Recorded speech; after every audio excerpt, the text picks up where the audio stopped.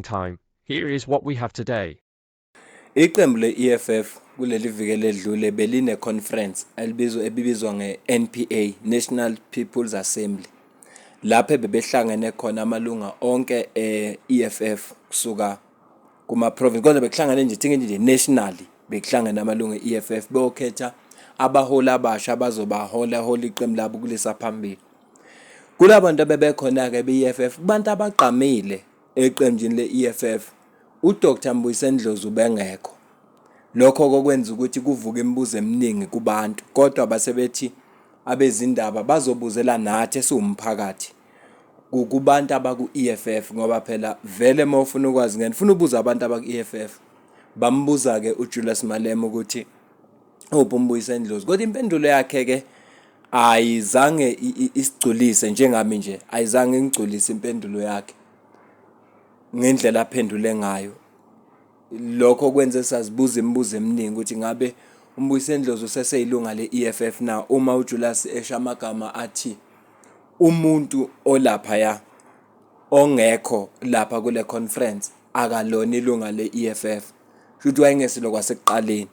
Lokho kushiye nemibuzo eminingi, ngoba njenge-leader kufanele kube nguye owazi ukuthi uphi, ngoba phela umuntu uma kuthiwa kune-event kufanele afika ama-report kuye ukuthi hayi angeke ngiphumelele ngalezizathu ngalezizathu, le information engeke inekelizwe.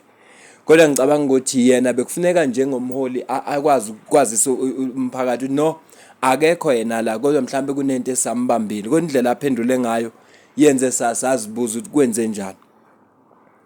Angazi noma iclip kaJulius ngisesenayo na, ngizoyibheka uma isekhona ngizoyifaka la uzwe ukuthi uphendule wathini.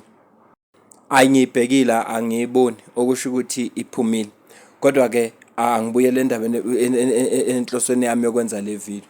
Inhloso yami yokwenza le video ukuveza umlayezo obhalwe uDr Mbuyiseni Dlozi. Kuzo zonke ke lesikhathi kuyonke leli viki kuzikhona zonke le inkulumo, bebhala bezindaba ngokwehlukahlukana kwabo, bebhala yonke into, nabanye bathi uMbuyiseni Dlozi mhlawumbe uzojoin i-MK party. Yonke lento ebeyishiwo yena bengakazi asho lutho.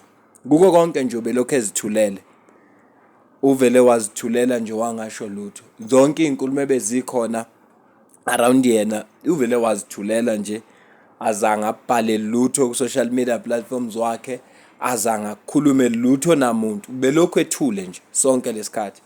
Kodwa ke ngithe mangithi ngingena ku Twitter, ku X, ngihlangana nepost ebhalwe uDr Mbuyiseni Dlozi. Yingakho ngithi cha, angenze le video ukuthi ngithi uDr Mbuyiseni Dlozi ekugcineni ugcine esephawulile ngeconference ebiyenzeka eqenjini le-EFF, noma yena ubengesingxenye, kodwa ugcine esephawulile. Ngizoyifaka la ebese ngiphinde ngiyifunda, ngizoyifaka yona la ku screen, uzoyibona la ku screen bese ngiphinde ngiyifunda uze ukuthi utheni uDr Mbuyiseni Dlozi. Nawu kumlayezo obhalwe uDr Mbuyiseni Dlozi ufundeka kanje. Congratulations to the newly elected leadership. We wish them strength and wisdom.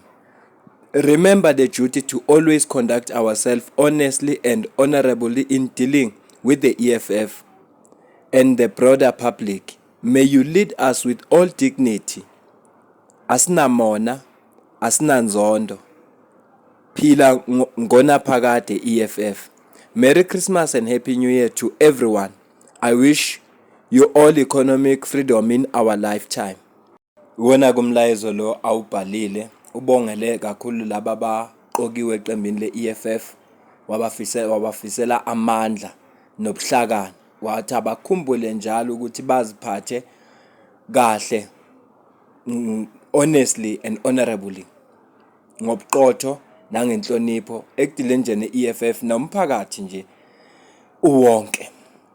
Wayesethi ucela bahole wonke umuntu ngesithunzi. Iwona mlayezo, kodwa ke kulamagama asinamona, asinanzondo, phila ngonaphakade EFF, angeke sazi ukuthi asho ukuthini. Uyena yedwa ongakwazi ukwachaza.